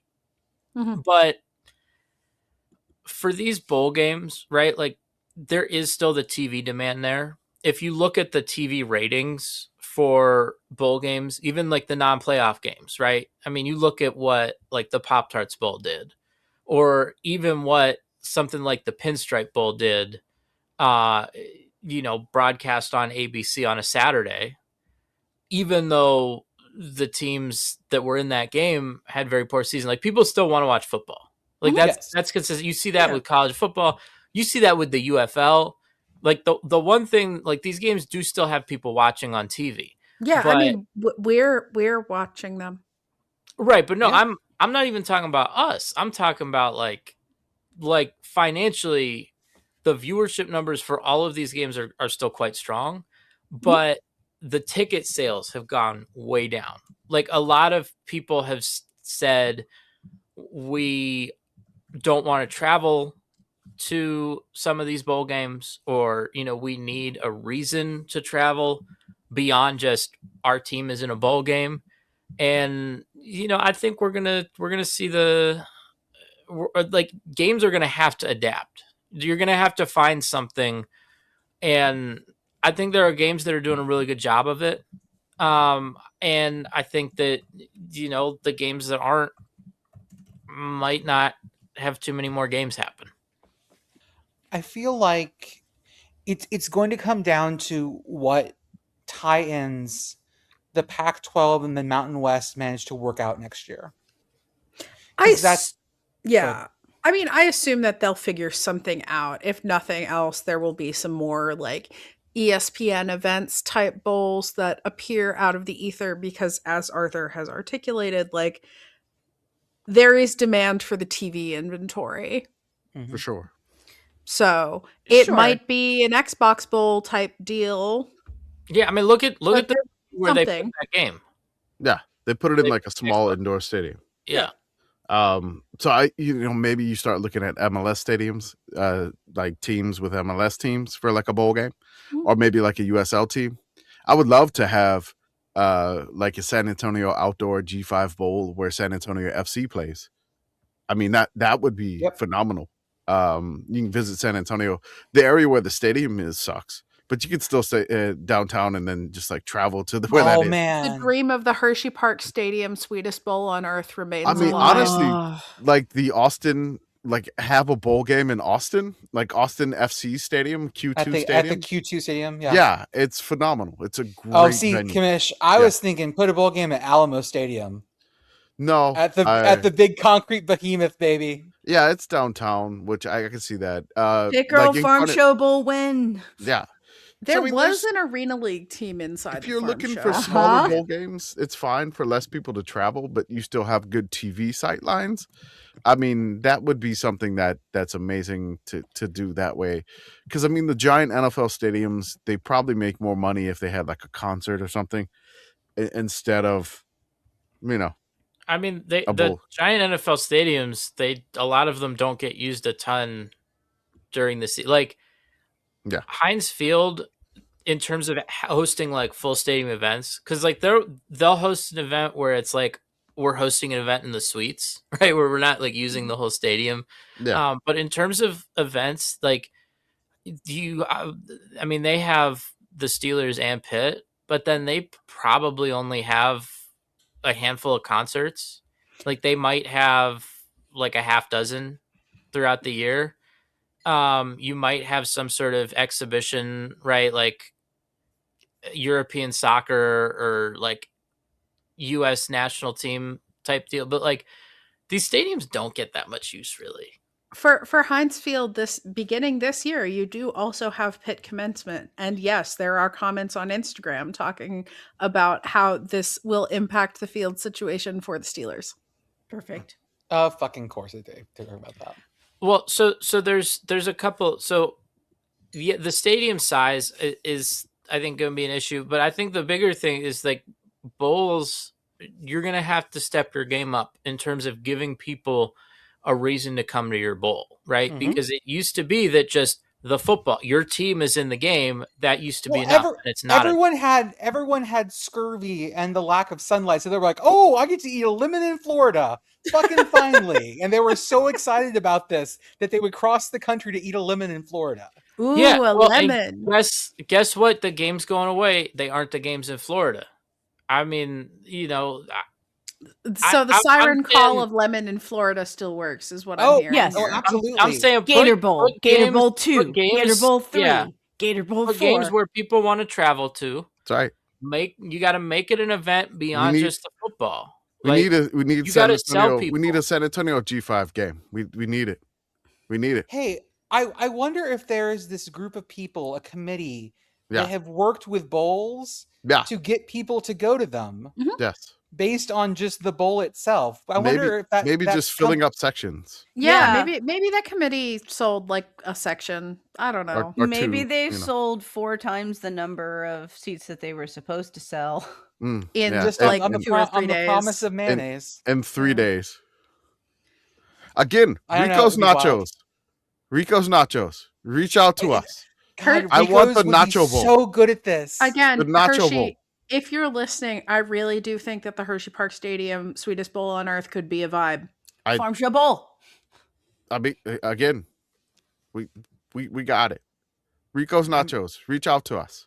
I know you listened to me. You responded to my contact me form, and then I replied with what I do, and then you never replied to me. But it's fine. You got ghosted by Rico's Nachos. The sickos did, yes. You're not going to be able to out Rose Bowl the Rose Bowl. You're just Ghost not. Pepper, Rico's but you can out minor league baseball. Lots of folks. Oh my God! What? Because like what makes the scrolling here? What makes the 68 Ventures Bowl special? They invite you alone, and I get to go. Mobile, right? Like it's on the Gulf. Mobile. No, but I'm talking about what makes that bowl game special. I'm telling you, some aspect is the location, right? Like Mobile is south, an interesting place to go. We can make jokes about it not being the 69 Ventures Bowl. That's right. They're short 1 venture. They have a battleship there. Your point is well taken, but at the same time, I also feel like 68 Ventures has not done a good job of telling me what is special about their bowl and why I should. They have not. Yes. No. Oh yeah, no. There are a lot of bowl games that are lacking in their activation. It is the epitome to me of the ESPN events bowl blandness. Yes. This is a bowl with no flavor to it. Right. I mean, you gotta have the Rico's Nacho Cheese Bowl. Game Above Sports is probably the blandest bowl sponsor. Yeah. Because from what I could tell, and again, this is not something that like I know for sure. This is like I'm trying to figure out what this company does.